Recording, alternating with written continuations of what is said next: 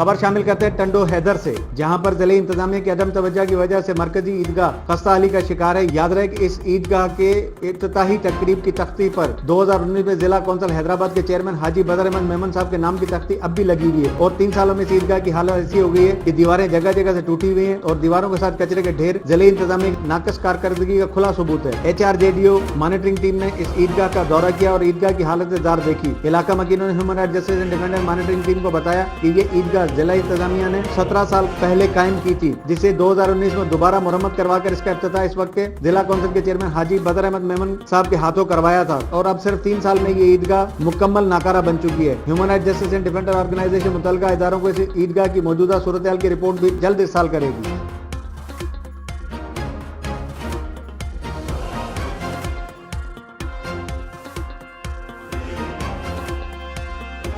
मजीद खबरों और अपडेट्स के लिए देखते रहिए हमारा YouTube चैनल HRJDO न्यूज।